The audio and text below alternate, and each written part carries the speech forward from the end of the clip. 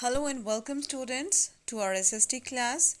Today in this video we will start discussion over our history chapters, and in our first video we will start, this is our history book for 7th class, and we will start with our first chapter, and our first chapter is tracing changes through 1,000 years.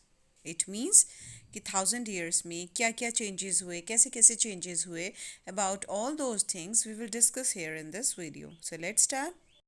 Before starting with the chapter, सबसे पहले हमें पता होना चाहिए that the history of India is divided into 3 different periods, जिसके बारे में हमने लास्ट क्लास में भी डिस्कस किया था. And those 3 periods are ancient, the medieval and the modern. As we have discussed already, और ये चीज़ें आपको याद भी रखनी है. In 6th class हमने पढ़ा ancient period के बारे में, तो हमने पढ़ी ancient history. 7th क्लास में हम पढ़ेंगे medieval period या medieval history, और 8th क्लास में हम पढ़ेंगे the modern period या modern history. और 7th क्लास में हम फर्स्ट चैप्टर में पढ़ेंगे about the medieval period in history. अब सबसे पहले इस सेक्शन में हम डिस्कस करने वाले हैं about the introduction of medieval period. क्या था मिडीवल पीरियड? इसके अलावा कार्टोग्राफी के बारे में पढ़ेंगे, क्या होता है कार्टोग्राफी, और सोर्सेज ऑफ मिडीवल हिस्ट्री, हमें इसके सोर्सेज कहाँ से मिले, कहाँ से हमें मालूम चला. तो first of all you should understand that वो पीरियड जो एंशियंट और मॉडर्न पीरियड के बीच का पीरियड है हिस्ट्री का, उसको मिडीवल पीरियड नाम दिया गया है. और ये मिडीवल पीरियड जो है ये 8th से लेके 18th सेंचुरी तक इसका टाइम पीरियड है. As you all know that 1 century equals to 100 years.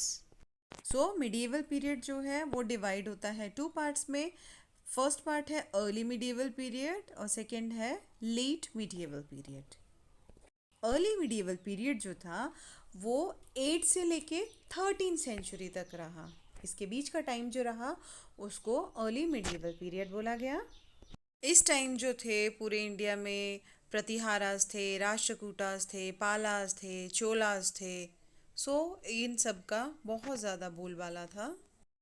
Late medieval period जो है वो 13 से 18 सेंचुरी तक रहा. और इस टाइम में इंडिया में टर्क्स आए, अफगान्स, मुगल्स, ये सारे कौन थे? फॉरेन इन्वेडर्स, फॉरेन के लोग जिन्होंने इंडिया पे अटैक किया. इन सब ने बहुत ज़्यादा लूटपाट की. सो ये लोग इस टाइम में आए थे. सभी इनको फॉरेन इन्वेडर्स बोला गया क्योंकि ये बाहर से आए थे, इंडिया की बाहर से. इंडिया को बहुत सारे नामों से जाना जाता था पहले. भारत, इंडिया, हिंदुस्तान. पुराने टाइम में इंडिया को भारतवर्ष भी बोला जाता था या जम्बू द्वीपा के नाम से भी जाना जाता था. जो दिल्ली सल्तनत के रूलर्स थे और जो मुगल्स थे, उन्होंने इंडिया को हिंदुस्तान के नाम से बुलाया. ठीक है, तो उन्होंने हिंदुस्तान को सिर्फ उन जगहों को, हिंदुस्तान टर्म में उन जगहों को इंक्लूड किया जो उनके एरियाज थे, उनके अंडर उनका राज जो है, एक्सटेंट जो है जहाँ तक फैला हुआ था. ठीक है, और उन्होंने साउथ इंडिया को कभी भी उसमें यूज़ नहीं किया.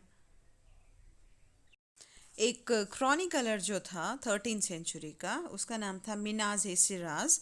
सो उसने पर्शियन लैंग्वेज में लिखा और उसका बोलने का मतलब था कि हिंदुस्तान जो है वो, उसमें कौन कौन से एरिया आता है? पंजाब, हरियाणा और जो गंगा यमुना के बीच का इलाका था वो वाला हिंदुस्तान के अंडर में आता था. और ज़्यादातर उसने हिंदुस्तान टर्म्स को किस चीज़ के लिए यूज़ किया? हिंदुस्तान का मतलब उसके अकॉर्डिंग था वो एरिया जो दिल्ली सुल्तान के अंडर में आता है. राइट. लेकिन बाय कंट्रास्ट जो फर्स्ट मुगल एम्परर था बाबर, उसने हिंदुस्तान टर्म्स को यूज़ किया जोग्राफिकली. उस एरिया को, हिंदुस्तान को वो यूज़ करता था कि वहाँ पे रहने वाले लोग, उसमें फौना जितना है, उनका कल्चर जो है, सब कॉन्टिनेंट में जितना भी सेम कल्चर फॉलो करते हैं, उसने वो सारे एरिया को हिंदुस्तान के अंडर रखा. अब हमारा नेक्स्ट टॉपिक आता है कार्टोग्राफी. कार्टोग्राफी क्या है? Cartography is the art of drawing on making maps and a person who makes maps is referred to as a cartographer. जो भी मैप्स बनाते हैं उनको उस ड्राइंग को या उस स्टडी को कार्टोग्राफी बोलते हैं, और जो पर्सन वो मैप्स वगैरह बनाता है उस पर्सन को कार्टोग्राफर बोला जाता है।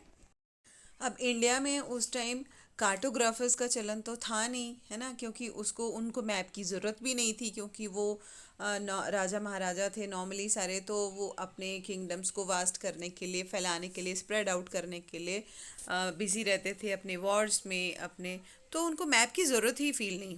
लेकिन जैसे जैसे ट्रेड बढ़ा, ट्रेड मीन्स बिजनेस बढ़ा, या एम्पायर्स का एक्सपेंशन स्टार्ट हुआ, अपने किंगडम्स को बड़ा करने का उन्होंने सोचा किंग्स ने। उसके बाद जो यूरोपियंस थे और अरब्स थे वो आए ट्रेड करने इंडिया में। सो उसमें इंडिया में आने के बाद उनको इम्पोर्टेंस फील हुई, यूरोपियंस और अरेबियंस को, जब उन्होंने ट्रेड स्टार्ट किया तब उन्हें मैप की ज़रूरत फील हुई। Here you can see two maps, दो तरह के मैप है, दो डिफरेंट मैप हैं। अगर आप मैप 1 की बात करें तो ये मैप 1 जो है ये 1154 CE कॉमन एरा में बनाया था, और इसको किसने बनाया था? एक अरब जोग्राफर था, उसका नाम था अल-इदरसी, ठीक है, उसने बनाया था इस मैप को। अब ये अरब जोग्राफर जो था, इसने जो मैप बनाया था इसमें साउथ इंडिया उसने वहाँ पे बनाया था जहाँ पे नॉर्थ इंडिया होना चाहिए था, और जो श्रीलंका है उसने उसको टॉप पे बना दिया था, जबकि श्रीलंका जो है वो नीचे है। इसके अलावा इस मैप्स में जो प्लेसेस मार्क की हुई थी, जो प्लेसेस के नाम थे, उनको अरेबिक लैंग्वेज से मार्क किया गया था, ठीक है। और अगर हम बात करें मैप 2 की, ये मैप 2 है, ठीक है। मैप 2 में क्या है? ये 720 में बनाया था, और इसको किसने बनाया था? एक फ्रेंच कार्टोग्राफर था, उसने बनाया था इसको। और इस मैप को जो है, जो यूरोपियन सेलर्स थे, यूरोप से जो भी ट्रेड करने आते थे या मर्चेंट्स आते थे, वो अपने ट्रैवल के दौरान इस मैप को यूज़ करते थे। ये मैप जो है, इसमें आप ध्यान से देखेंगे तो ये आज जो हम इंडिया का मैप यूज़ करते हैं या वर्ल्ड का मैप यूज़ करते हैं, ये उससे थोड़ा बहुत मिलता जुलता है। द रीज़न इज़ कि इसमें आप कोस्टल एरियाज़ अच्छे से डिफ़ाइन किए गए हैं। यहाँ पे आप ईस्ट कोस्ट और वेस्ट कोस्ट देख सकते हैं, ईस्टर्न कोस्टल एरिया और वेस्टर्न कोस्टल एरिया जो है, जैसा कि हमारे आज के एट प्रेजेंट जो मैप यूज़ करते हैं उसमें है, कुछ उसी तरह का है, मिलता जुलता है। सो ये मैप ज़्यादा इम्पोर्टेंस वाला लगता है, और इस मैप से जो ट्रेडर्स थे, जो मर्चेंट्स थे, उनको बहुत ज़्यादा हेल्प मिली। अब मिडिवल पीरियड में हम एक और चीज़ की बात करें तो हिस्टोरियंस जो हैं, जो स्टडी करते हैं, उनको टर्म्स के बारे में बहुत ही केयरफुल रहना पड़ता है। क्यों? क्योंकि आज जो टर्म्स हम यूज़ करते हैं उनका पास्ट में, पुराने टाइम में अलग मीनिंग होता था, डिफरेंट मीनिंग होता था। Take for example the word foreigner. तो फॉरेनर अगर हम आज बात करते हैं तो फॉरेनर हम किसको बोलते हैं? उन पर्सन्स को बोलते हैं जो इंडियंस नहीं हैं, जो इंडिया के बाहर से आए हैं, ठीक है। लेकिन मीडिएवल पीरियड में ये फॉरेनर टर्म जो है वो किस चीज़ के लिए यूज़ होती थी? एक ऐसे स्ट्रेंजर या ऐसे पर्सन के लिए यूज़ होती थी जो इंडिया से नहीं, अगर कोई अपने विलेज से दूसरे विलेज को बिलोंग करता था उसको भी फॉरेनर ही बोला जाता था। मीन्स जो पर्सन हमारे कल्चर का नहीं होता था, हमारी सोसाइटी का नहीं होता था, उसको फॉरेनर बोला जाता था, राइट। या हिंदी में उसको परदेसी बोला जाता था। परदेसी मीन्स जो भी सिटी ड्वेलर घूमते फिरते आ गया। सपोज़ अभी हम जैसे हिमाचल में रहते हैं, हिमाचल से घूमते फिरते अगर हम दिल्ली पहुंच गए तो हम दिल्ली वालों के लिए अजनबी हो जाएंगे या फॉरेनर हो जाएंगे। या बॉम्बे से कोई हमारे यहाँ घूमता फिरता आ जाता है, जैसे टूरिस्ट आते हैं, तो वो हमारे लिए फॉरेनर बन जाएंगे, ठीक है। तो फॉरेनर उस टाइम क्या होता था? फॉरेनर उस टाइम होता था कि जो अपने विलेज या अपनी सोसाइटी को बिलोंग नहीं करता है, वो पर्सन्स फॉरेनर या अजनबी होते थे। अब हमारा नेक्स्ट सेक्शन है हिस्टोरियंस एंड देयर सोर्सेज, जिसमें हम नेक्स्ट वीडियो में पढ़ेंगे।